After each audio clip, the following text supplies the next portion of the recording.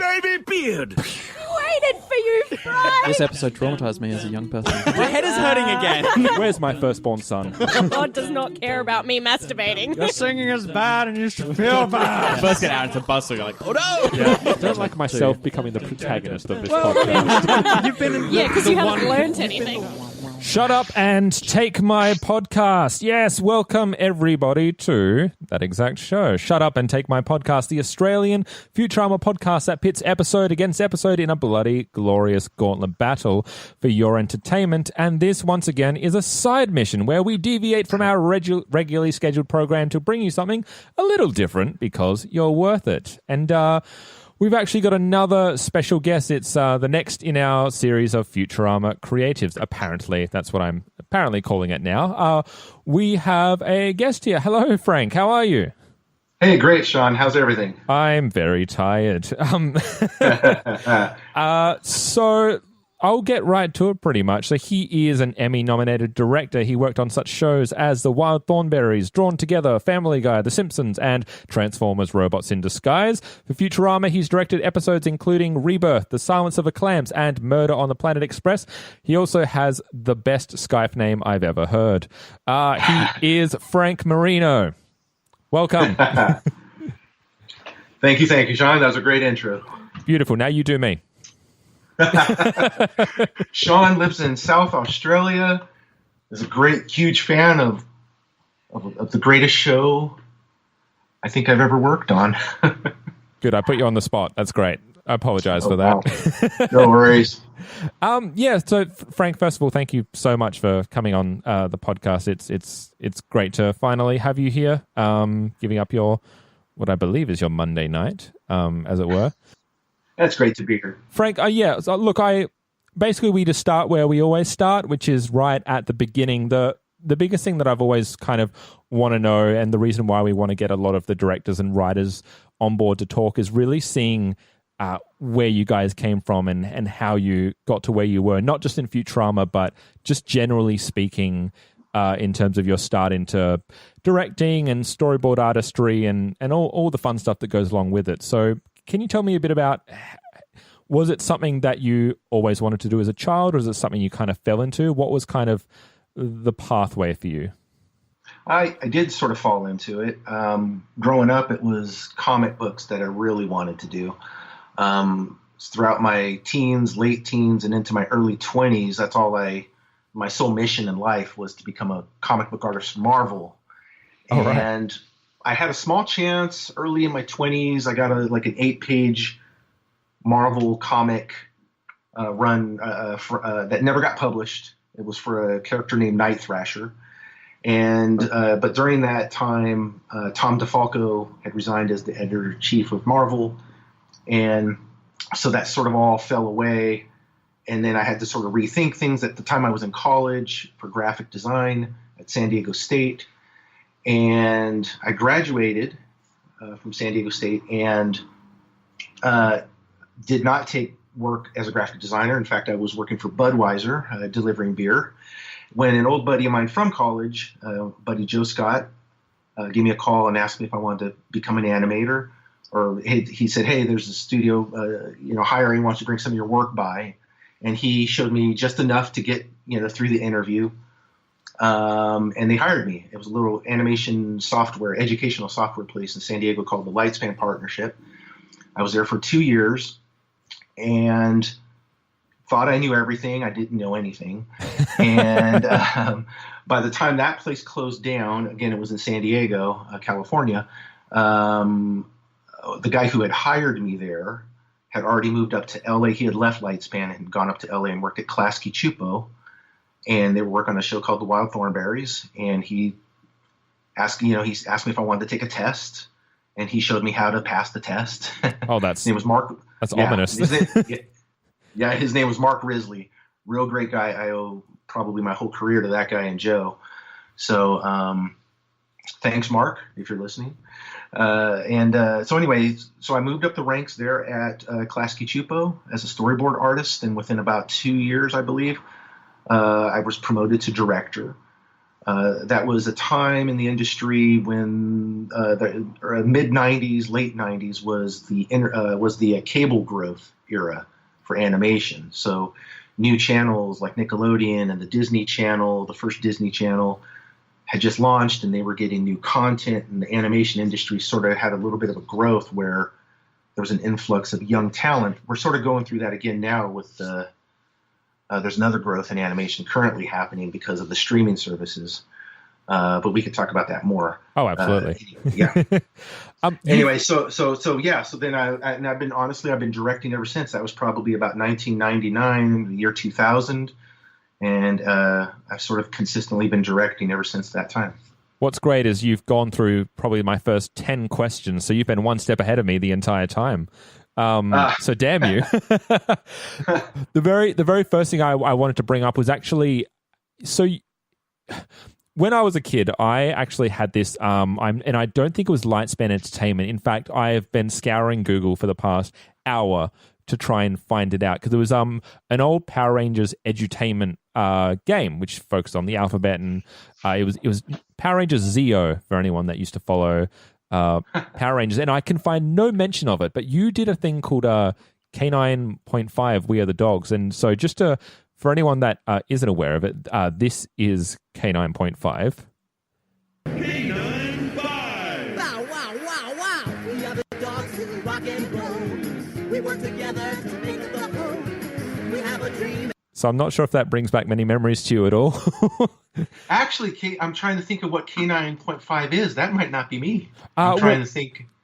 Because it's K9.5 We Are the Dogs, which was a program that I'm seeing, which is a bunch of dogs that lose their instruments, and then the whole point of the game is to try and find the instruments. And you're credited as lead animator, which really interested me if that's true, because that appears to be your first credit, if that's true. And I was really kind of interested how that came about, especially for that kind of video game.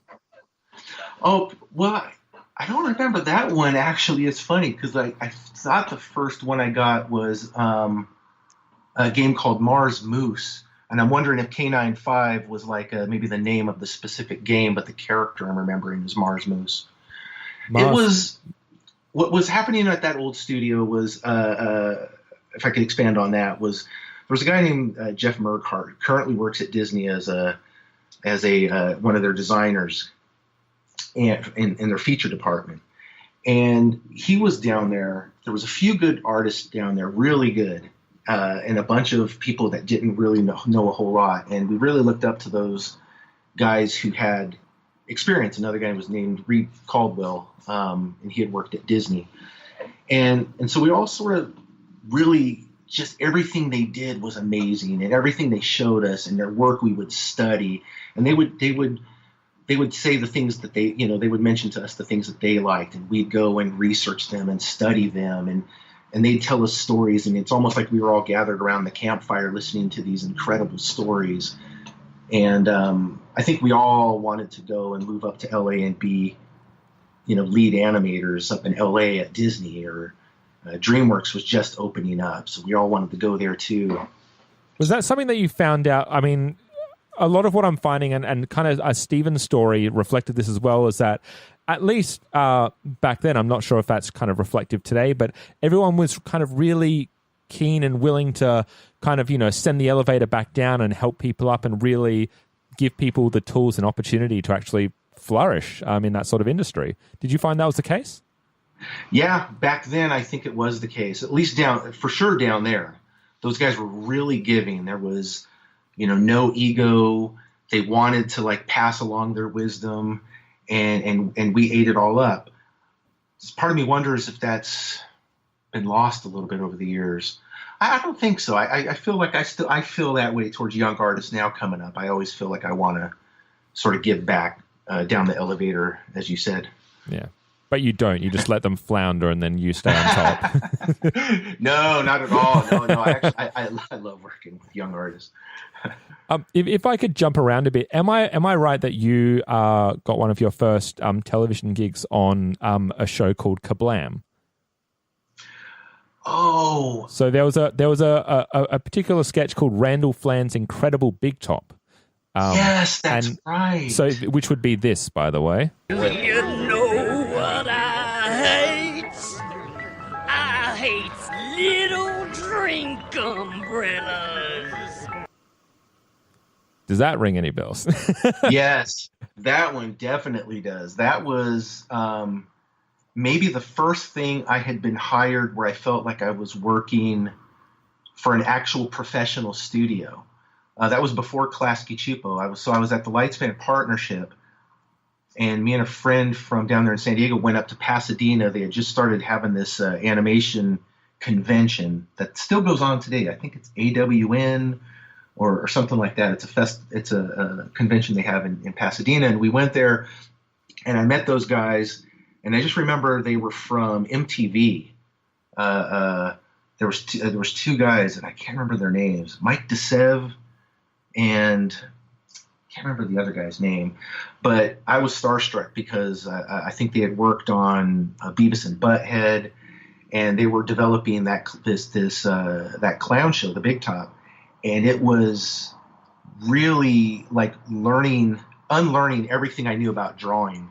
To as you saw probably on that clip, it was really just a different mindset to me. As someone, as a young artist, you're taught to draw construction and anatomy and arcs of movement and stuff like that, and I just felt like that show really broke every rule. It was really interesting as well because Kablam itself was a show that kind of served to highlight different artists and different styles of animation, and it was very much like a variety show in that context, in the same way that What a Cartoon was for shows like Johnny Bravo and Dexter's Laboratory back in the early 90s. This seemed to serve the same purpose, and it's kind of it was a block that I used to watch, and it would come on at about 11 p.m. at night here in Australia, or in the mid 2000s. So we got that a couple of years later. Oh, wow. That's really cool. I wish they would still do more shows like that. I remember at the time it ended up on Kablam, but they were really hoping it was going to go to series. And I was thinking, if it goes to series, this is going to be my ticket, Yeah. And it, it's sort of, I think that must have been my very first experience of a show, that I was helping out on getting developed and working on the pilot, and it didn't get picked up. So it's my first network disappointment, I suppose. first of many. Was Kablam what led you into the Wild Thornberrys after that? No, it was just the simple fact that the Lightspan Partnership had closed down at some point in the late 90s. In fact, that guy I told you about, Mark Risley, who had hired me down there, had moved up to Klasky Chupo. He had asked me earlier to come and be a storyboard artist, or asked me if I wanted to storyboard on the Wild Thornberrys, and I remember telling him no, that I wanted to be a lead animator like Milt Kahl or one of the 9 old men at Disney. Oh, right. And so when Lightspan closed down, probably about 6 months later, he called me that night. He must have heard the news up in L.A., and he said, "Now do you want to storyboard at Klasky Chupo?" And I was like, yes. Well, you can't. Yeah, exactly. So I got a test, like I said, and Mark helped me out a little bit on the test. And I did just enough to get, I think they gave me a chance. They freelanced maybe a few script pages to me. And I remember just working so hard on that day and night. I barely slept. I think I was just putting everything I had into that. So they just give you a couple of bits of the script, and then it's your job to animate it with no direction whatsoever. It's just the way that you would visualize it? Yeah, there's sort of rules to the filmmaking. They gave me some sample boards. I think, trying to think if they gave me a cassette tape, or maybe Mark gave me a cassette tape of some of the episodes that had already been worked on, just to give me sort of an example of what kind of shots, what kind of filmmaking style was being done. I drove up and met her. Her name was Kathy Malkasian. I really looked up to her. She was the first real director I worked with. And she was the director on, I think the episode was called Elizacology. I believe it was season 1. I believe it was like around episode 11, something like that. Yeah. And Kathy sort of, pitched me what she wanted in the several pages I was doing. And so I did it, and then I took them up there to her one day to review, and I remember she kept saying, "You crossed the line here. You crossed the line here," and I didn't know what that meant. And it's actually a term in filmmaking, storyboarders and animation, and in live action film, there are certain rules to screen direction. And if you flop the scene, like if a character who's on the right is suddenly on the left, it's mentioned as you cross the line. And so I remember that story from. Right. I So always remember that was my first learning. It's still a bad thing. Yes, it just means a different bad thing. Yeah, exactly. But that was how I got into Klasky. And after I did those few pages, they hired me. I still lived in San Diego at the time, so we had to, move closer. So I moved about halfway up to Orange County, and I still to this day live in Orange County, which is about an hour south of LA. So I have a long commute. And and what I started to notice about your career as well, which doesn't always seem to reflect a lot of the directors, is first of all, with the Wild Thornberrys, you seem to have a few jobs. You started off as a character designer specifically, because I've got you credited as both a storyboard artist and a character designer. Does that ring true? Are those how does that kind of break down? And then also my subset to that is, how did that then eventually translate to you becoming a director on the show? So I think the character design was probably the producer at the time being very kind to me and giving me a credit, because maybe in my storyboards, maybe they didn't have certain characters designed yet. So like I just made something up that eventually became the character, and they gave me credit for that. So that's probably how that came about. But on the second half of the question is in television animation, directing. The directing job is probably about 90% dealing with storyboards. So good storyboard artists, that's usually the path these days to director. In fact, I would dare say it's almost that's probably the most common. It's probably rare for somebody to go to be a director who's not gone through storyboards. Yeah, I know that's what Peter talked a lot about, is when he moved up to being a supervising director, he really aimed to give a lot of storyboard artists to give them a shot to become a director, especially into the second run, which you were a part of. Yeah, that rang true during that whole run at Futurama. Even better there at Futurama was they have it's one of the few studios that employs assistant directors on their shows. So there's even a chance for at least there at Rough Draft, people have a chance to be promoted to first assistant director, and then if they excel at assistant directing, then that's a path to full directing. Is the assistant director position, because Stephen talked a lot about how he worked with Amy.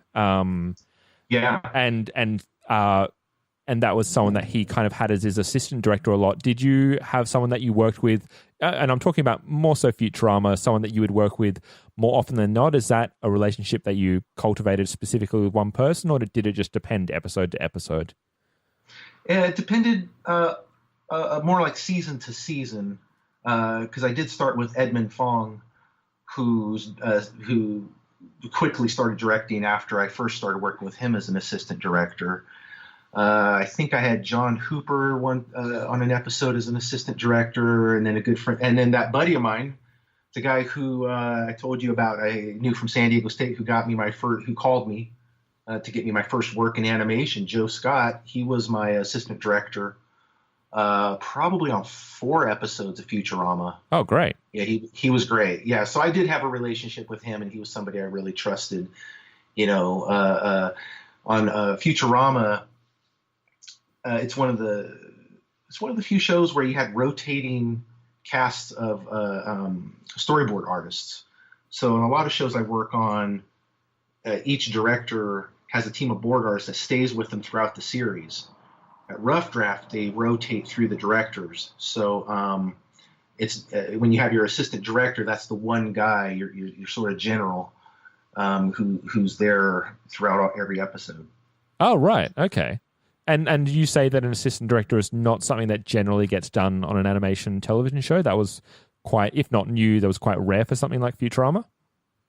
I think it was more common, more like decades ago, and it's sort of Rough Draft still honors the tradition, so to speak, and it's really a useful position. Like I'm currently on the show I'm currently on. There's no assistant directors. There's none on Transformers. There's not on a lot of primetime shows that are out there. I think Family Guy and I think Simpsons and I think Disenchantment, those ones still do have the assistant director role. So the interesting thing for me is I've noticed a lot of double ups in a lot of the shows that the directors and writers of Futuramas start to appear on together. Like I've got Drawn Together, Sit Down, Shut Up. Wild Thornberry seems to crop up quite a lot as well in terms of just these seem to be the shows. Shaolin Showdown, which I'm pretty sure Stephen worked on as well as a storyboard artist. Was that kind of a few jumping points in how you landed into Futurama? Because I know Drawn Together was your first time working with Rough Draft. Or was it just a matter of you guys just happened, once you started into the Rough Draft family, it's just the way that things line up in terms of getting into certain projects? It's a little bit of both. I did start at Rough Draft on Drawn Together. Right before there, I was working on Curious George. Yes. It's a bit of a leap. Oh my God, it was such a leap. It was literally... we'd get notes from PBS, the public broadcasting system here in the States. They'd have their standards and practices notes on a Curious George and saying stuff like, George would never get angry, and he's too angry here. We want to soften his expression. Oh, George can't stand within 4 feet of an open flame. We were doing a camping episode, and I'd get a note like that. Oh, wow. And then I'd go literally to Drawn Together, and I think within weeks I was drawing poop. And I was just sitting there laughing and drawing in my cubicle at Rough Draft, or in my office anyway at Rough Draft. I just feel like that's such a learning curve to go, am I actually allowed to do that? Is that okay? Oh, yeah. And then once the shackles were off, it was great. So that was really that was an interesting show to cut my teeth on in the adult comedy sector. Because then you also went back to Curious George as well to do Swings into Spring, didn't you not? So yeah, well, what would happen is I still had a very good relationship with Jeff McGrath, who ran that show, and of note, he was also the man who ran the Wild Thornberries. Oh, right. So he was he remembered me, and so that's why I got to direct. He was the one who hired me on to direct on Curious George, and so even after I left Curious George, he would call me from time to time and ask me if I wanted to freelance, and so I would, maybe need a little extra cash. I'd take on some side jobs, and he would give me extra time if I needed it because he knew I was busy. So yeah, I kept that over years. I think maybe periodically I'd go back and do a Curious George from time to time. Did you find that there was a huge learning curve for yourself when you made the jump from storyboard artist to directing, or was your time spent in that environment, especially on something like Wild Thornberries, where I believe you served your time as a storyboard artist for about 1 or 2 years before you make the jump? Are you kind of groomed, so to speak, to be able to handle that quite well, or is it still kind of a shock to the system to really then be in charge of a whole episode? It's a shock to the system to be in charge of a whole episode for sure. It's a lot of moving pieces, and most young directors, including myself, make the initial mistake of wanting to do the whole thing themselves and just work because this is your big chance, and you want to prove that you were worth the promotion, and you're not prepared for certain things that you didn't even know would be an issue. For instance, maybe you have a senior storyboard artist who's been working, for 10 years or 15 years in the industry, and suddenly this young guy is telling me how to do my job, and the young guy, me as a young director, had to learn, how to handle that kind of situation. And yeah, to begin with, is that not well? Yeah, usually what it was me just saying, yeah, it's great. Yeah, great job. And then I'd take it and then go make the changes myself. Oh, right. When it's the animatic, right? Instead of, having the courage or the conviction to sit there in front of him and have it out with him and say, listen, this is how I need it done. That kind of thing. Which eventually you learn, but you kind of learn that out of burning out on the first the first way I told you, which was to just kill yourself and just not get great. Exactly. I absolutely despise conflict, so that sounds like the worst thing in the world to me. And also I can't draw, so that's also the additional thing. So if you have me as a storyboard artist, you've made a mistake somewhere down the line. Nice. So before we get on to Futurama, my kind of question is in regards to your relationship with Futurama before. Obviously, you've come in. You're coming in when there's been a 7-8 year hiatus. At that point, was it? As Stephen revealed, he didn't really watch the show. When it was originally on in 99 to 03.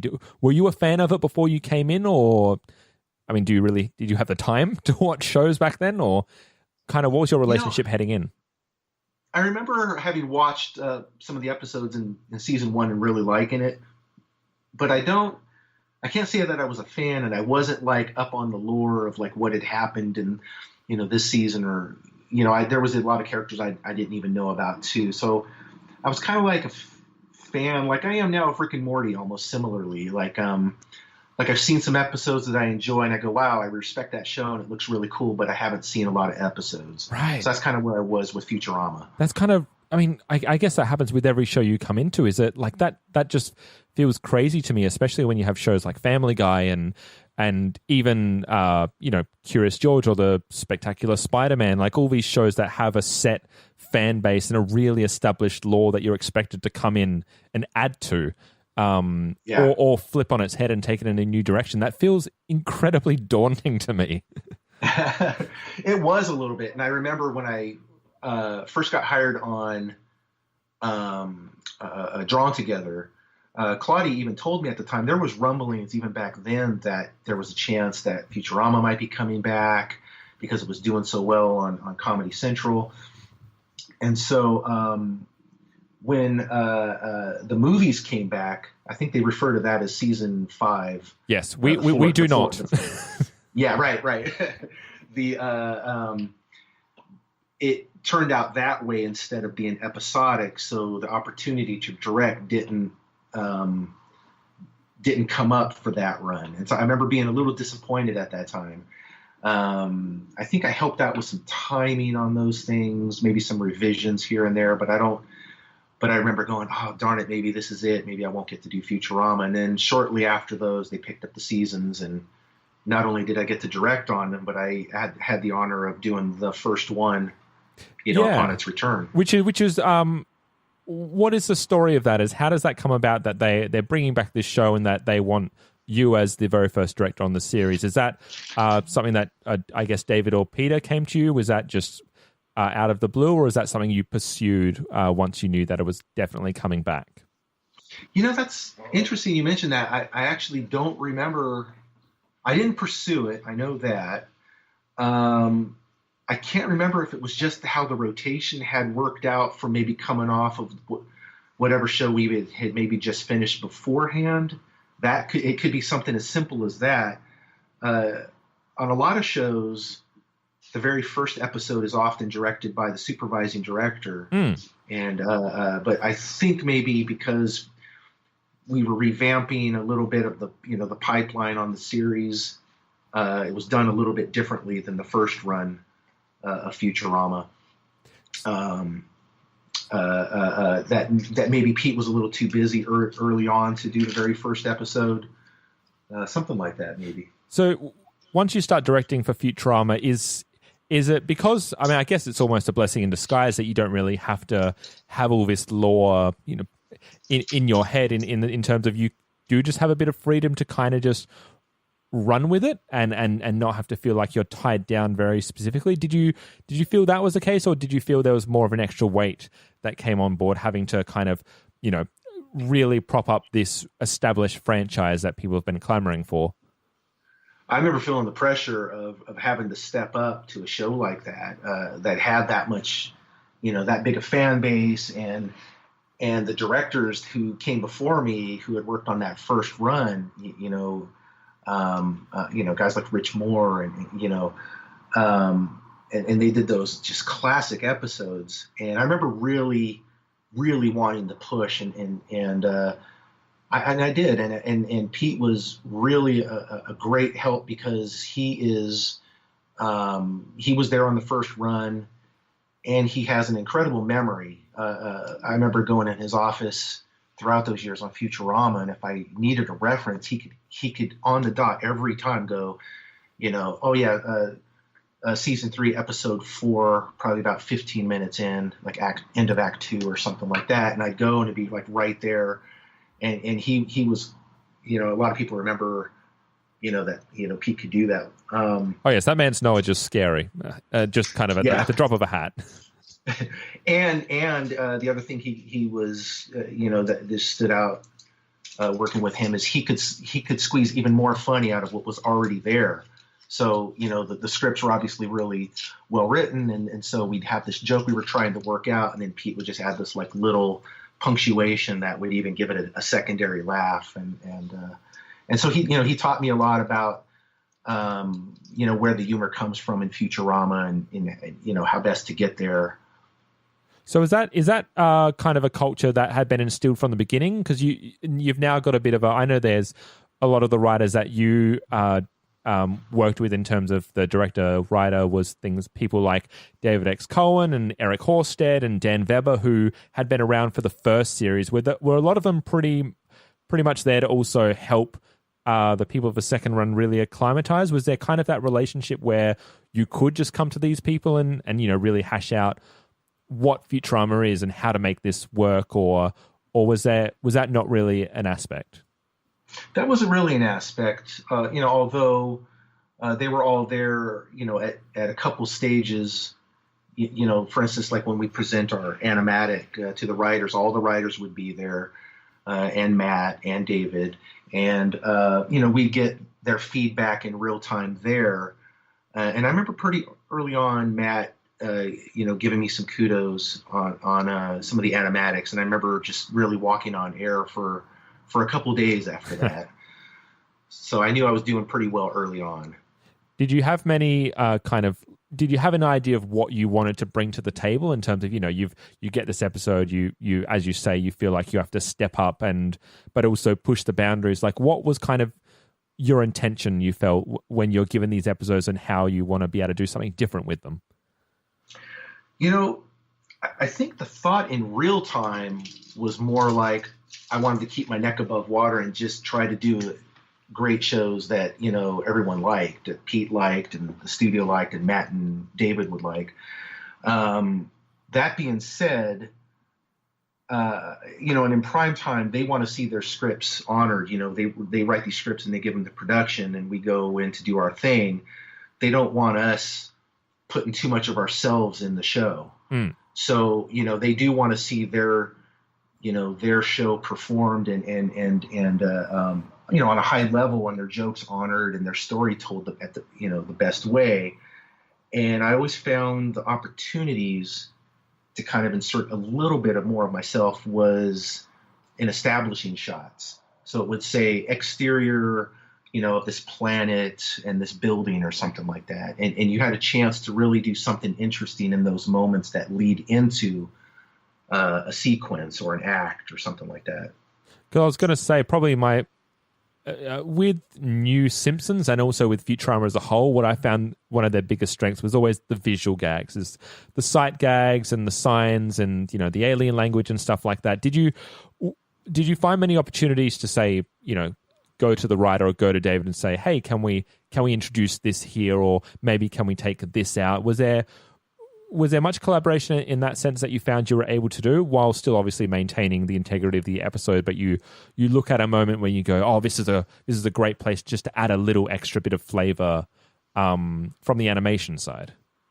Yeah, they certainly did. I don't want to make it sound like they locked us yeah. into any kind of corner or anything. No, not at all. There was definitely if they wrote a joke and we had a solution that even added something more to it or set it up a certain way with more drama than they had maybe anticipated when they wrote it, or had a bigger payoff or anything like that, they were all for it. And we didn't have, like I said, we didn't have much of a face-to-face back and forth with the writers. Really, my opportunity to do that would be first at the storyboard state, and I'd sort of pitch something to Pete that might be a little different. Maybe it's not exactly how they wrote it, but it's still within the boundaries that we felt we could explore. And then Pete would either add to it or sign off on it, or reject it. He'd say, I don't think so. I think you should try to do it this way. And we'd sort of figure out a different way to do it. And then we'd pitch it to Matt and David. And honestly, if it got a laugh or if it got a good reaction, it's almost like nothing was ever even said. No one even acknowledged, that we had done it different. And it's also the thing as well, is because you don't have any, the directors don't have any say in terms of, or they don't really get to look at the vocal side of it. So that was usually David's bag, is that he would be responsible for the voice directing. So did you find, were you often surprised when you'd finalize an episode, or even when you'd get the performances back and things are said or delivered in a way that you were pleasantly surprised by, and you go, that's not the way you'd potentially envisioned a performance, but it just adds that extra layer because you're not necessarily in the room with the actors while they're putting down their tracks? It's a little earlier than that. So we the directors and the storyboard artists usually get the audio about maybe the week of or the week before we even start our first storyboards. Also, they do the voices before they've even seen any of the visuals. Oh yeah. They record them. We usually have a table read. The writers. I guess when you interview one of the writers, if you get a chance, they can explain it better. But it was typically about 2 weeks before we'd start storyboarding. That's about when we'd do a table read. Maybe it was longer. Maybe it was like 3 weeks. Anyway, we do the table read where everyone gets together and reads the script. And based on how it was received in the room and sounded, the writers make last-second changes. Then they go into record, probably about 2 weeks ahead of storyboards. And then they get all the voices, and then David sits with audio. Would sit with an audio guy and edit together a track that was probably around, cut together about 19 or 20 minutes, something like that. And that would be what we got on day one of storyboards, was this whole track that we would then try to storyboard to and make the make the expressions and the postures and the poses match the audio.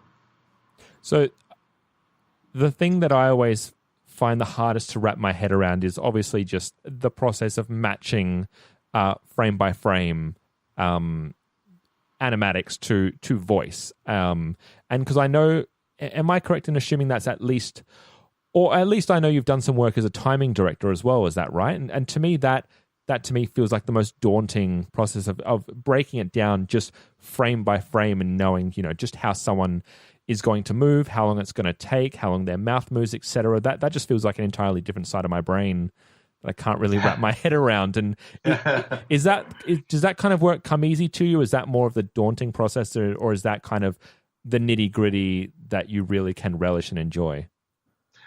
I think because, well, at least in my case, I had a little bit of a different experience coming up. Like I mentioned to you before, I started at the Lifespan Partnership as an animator. So I actually had some experience actually animating, the in-betweens and sort of, knowing how to get pose to pose in different ways. And so, I was able to take that with me as I went into storyboarding and then directing. It gets easier and easier as you do it a lot. A lot of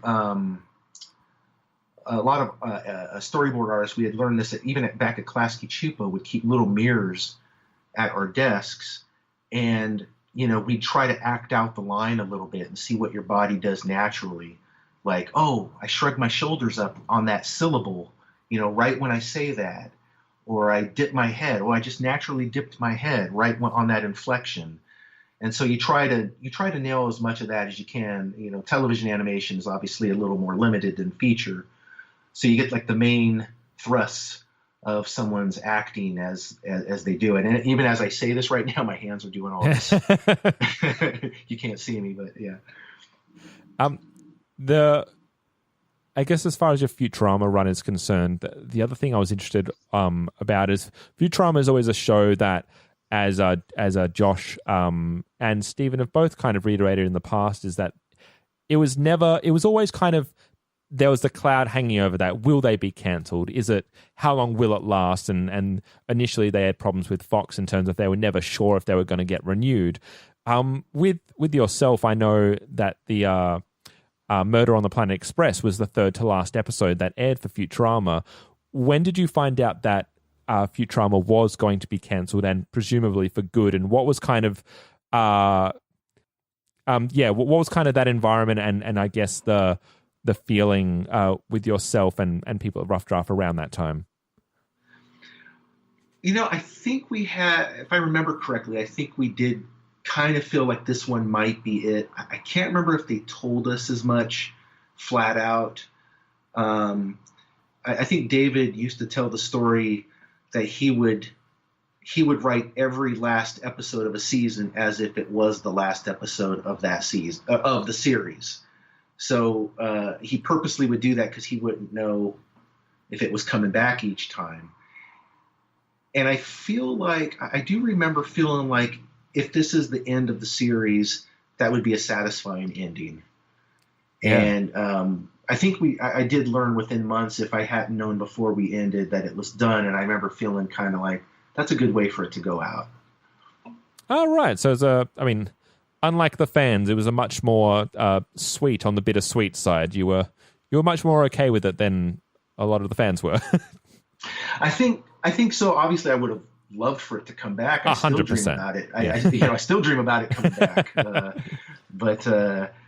But yeah, I think I did have. There was a little bit of like, maybe after the first 20.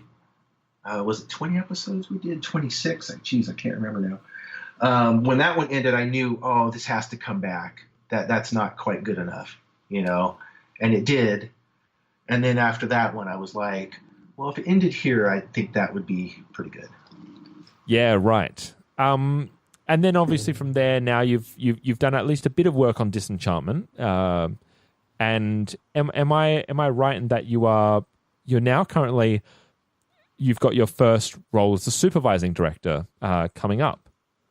Yeah, that's right. So I'm at a different studio now, working on a Fox show called Duncanville, starring Amy Poehler. It should premiere sometime early next year, I believe.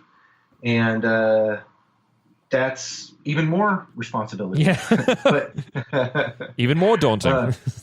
Yeah. But unlike when I first started directing, this one feels like it was the right time in my career, and I feel definitely is, far more confident in my own, abilities as a director, as a, a leader of a team of animators. So this one's really fun. Have you had? I would have loved to have gone back to Disenchantment, but the timing of this one just played out a little differently. Yeah. Have you got much more in terms of goals and where you would love to progress further? I mean, I guess the big question that I've always wondered is, have you ever had a desire or had an inkling to dip your toes into live action? No, because I think I'm not. It's a different universe. It's a different mindset. They things like lighting and things that there's a lot more out of your control. Yeah. I guess it'd be like starting over again, almost, in a sense. It's just that much. It's just an entirely different world. Yeah, when they have those reflector mirrors out and they got the audio issues here and there and they got this guy and that guy, it's a little much. It's a lot of moving pieces, and I love animation for the the control and the focus of attention that you could steer wherever you want. And what about, I guess, reiterating back to what you were talking about at the beginning, would you love to have that opportunity again to work for a comic, or is that something that you're happy to lay to rest, so to speak? I think, yeah, you know what, the comic thing, I haven't done it in so long. There's so many animators and directors and storyboard artists in the industry now that still, they'll continue to, do their side work and do comic stuff. I haven't drawn any comics in over 20 years. And I remember thinking, even when I got that first Marvel job that I mentioned at the beginning of the show, I think they only paid me like $60 a page, and it was 8 pages. And I think at the end of the day, I might have made about 25 cents an hour with all the hours I put into it. And, I just think once I was bitten by the bug of animation and storyboarding and storytelling in film, I think there was just never any turning back whatsoever. I do have a question just in terms of Futurama, and it's something that we talked about a little bit earlier. And yes, sorry, I'm jumping all over the place at the moment. No, please. But I know we talked about Yo Leela Leela, and what was interesting to me, especially about, and we talked about this off recording. And one thing that stood out was in terms of what you felt comfortable doing, or at least what you felt more confident in, and which was stories that revolved less around someone like Leela and more someone around Zoidberg and Farnsworth. Can you talk about possibly what you found was or is hard about, say, a Leela led story, or if on reflection that is what was troubling about Yo Leela Leela in terms of how you were able to direct it? Well, right. I think all the directors, were always, there was always a little bit more excitement if you had a Bender-centric story or a Zoidberg-centric story. And obviously they were the loudest and they got often the biggest laughs. Maybe even a professor-centric story was really fun. Fry was always fun. But for some reason, it was just, I think Leela was more the straight character. She was like sort of the show's, Seinfeld, I think I mentioned to you last time. And, the stories that were centered around, Kramer and George, always seemed a little funner or something like that. Yeah. So, yeah. And so Yo Leela Leela, also the story itself just didn't have a hard sci-fi angle.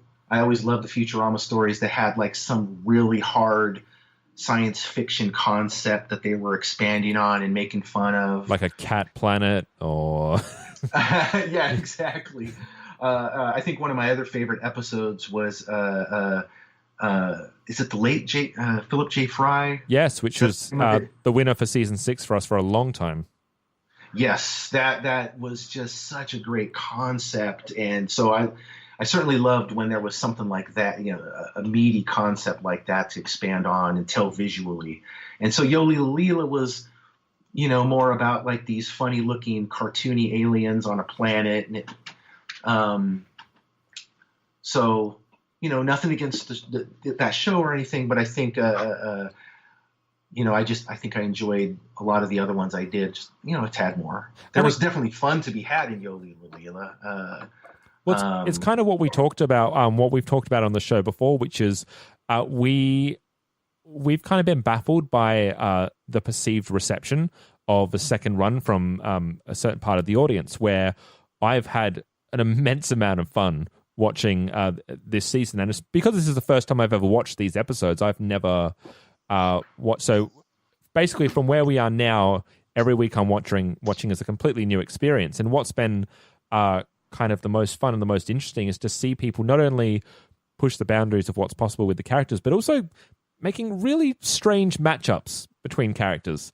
And just kind of seeing what works and kind of throwing things on the wall. And, I like putting Zoidberg and Farnsworth together, or putting Earl and Fry together, or even Silence of the Clamps. Putting Clamps as your central character is amazing.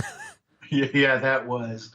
And I got, speaking of Clamps, I got at least 3 episodes that dealt heavily with the robot mafia.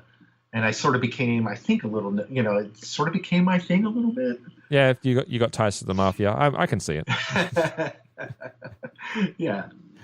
The other Futurama related question that I had, because it's been hinted at, and I need to unpack it, which is I've been told about the Futurama Halloween parties, and I missed all of them. They were Really? That was on the first run. Most of those were on the first. I want to say the first 4 years. They didn't really do. They might have did one when I was there, and I missed it. I was married, and like I say, I had that long commute to Orange County. Right. Oh, So I missed out, sadly. So I'm on an everlasting search to find out what happened at those damn parties. Because Peter ain't talking and Steven ain't talking. I've got themes for the parties at the moment, and that's as much as I've been given. Yes, which really makes me wish I was able to go, but yeah. Well, Frank, we're winding down a little bit. How familiar are you with what I force people to do at this point of the episode? Actually, I don't know. Did you do this to Steven and Peter? Oh, I absolutely did. What was it? What was it? It was fantastic. We have to put our voice acting hats on and try a voice from the series in a flawless impression. Oh no! Yes, I should have known this was coming. I know you should have. No one ever is. No one's ready. Oh man! Oh, I'm sweating now. Let me see here. I mean, look. The great thing. I should have some lines ready.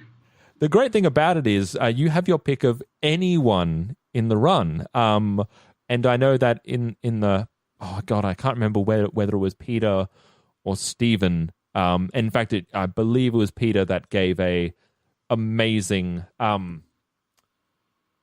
God, I'm gonna have to Roberto. Oh my God, that's funny. How could you even? Oh my. Right? I could only think of Zoidberg. I keep thinking of what about Zoidberg? Yeah, that kind of thing. The only one I can give you is if you're giving me Zoidberg, I'll give you Farnsworth for you, which is good news, everyone. Come to the bedroom. I have something that I want to show you. That's actually really good, dude. Nice. It's also partly Patrick Stewart, I think, so they kind of blend into each other. Oh man, I'll have a better one for you next time if I could come back on sometime. Oh, great! Well, we've talked about off recording about a potential other episode. So if we do hear back, then we'd absolutely love to have you back on. That'd be great. Basically, yeah, and also, is there? I know that you're also currently, or a project that is currently being worked on, is Fairy Tale Forest. Is there any projects coming up that you would like to plug? I'm sure I can think of the Australian equivalent of how they might find it, if there's anything you'd like to spruik. I'm trying to think. No, not at this time. Just Duncanville, whenever that gets over there. And was I right about Fairy Tale Forest? That is which you were storyboard artist on again. That friend of mine I mentioned before, who got me my first job at Klasky Chupo, his name is Mark Risley, was producing this series of short fairy tales told in animation, and each story was going to be different and have different characters and different directors and different art direction. And Fairy Tale Forest was the first, and it was based on a German fairy tale about a witch in a forest, and it was a lot of fun to work on. I will have to track that down because I'm not sure where we'd find it here. It'll be around. I'll find it. I'll track it down. Yeah, I think it's going to be on a streaming service. Actually, I don't even think the production company knew exactly. They were going to sell it. They were going to package it. So I don't even think they had a network yet. Oh, right. But yeah, Duncanville is the one that you're obviously working on soon, which is incredible in the way that, I mean, it incorporates both live action and animation. I think you were talking about off recording with me about how you would actually go and, especially I think the high school, etc., and find these images, and then you're superimposing that onto the characters would go on top of that. No, that was Sit Down, Shut Up. That's Sit Down, Shut Up. Well, there you go. That's where you can tell how tired I am. No worries. No, Duncanville is just a couple more little things about it. It's run by Mike and Julie Scully, who Mike Scully used to run The Simpsons. He ran several of the seasons I believe, in the first 10 years of The Simpsons. And he also ran Napoleon Dynamite, which we did 6 episodes of at Rough Draft, and now he's producing this for Fox through Bento Box Entertainment. That's where I work currently. And that will be coming out later it seems like later this year for you guys, which means probably another 6 months to a year for us. Probably. It's actually early next year is what I hear for Duncanville. So yeah, probably sometime next year, hopefully we'll get over there. Okay, so 2022. Nice, yeah. Well, thank you so much, Frank, for donating your time to us. I'll send the check in the mail. Great. But no, I very much appreciate you taking the time to come on and have a chat. It was fantastic. That was a lot of fun. Thanks for having me on. And like Pete said, it's always nice when somebody takes interest and wants to shine a light on the artistic side of the business. So thank you. No, absolutely. It's my pleasure. And just for those of you listening, if you would like to get in contact with us, you can do so by emailing us at babybeardmedia@gmail.com. We have our social medias on Facebook, Twitter, Instagram, all at babybeardmedia.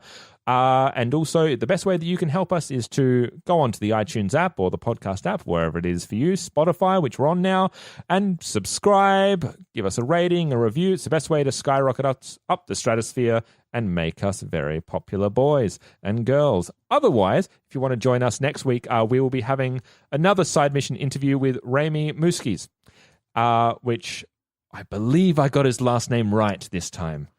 Yes, you did. Brilliant. It's only taken me a couple of months. As long as I learn them before they come on the show, that's really the best way forward. But yes, we'll have another interview with our Futurama director. And until that time, I have been Sean. And you have been Frank. Thanks again, Sean. Thanks so much, Frank. See ya.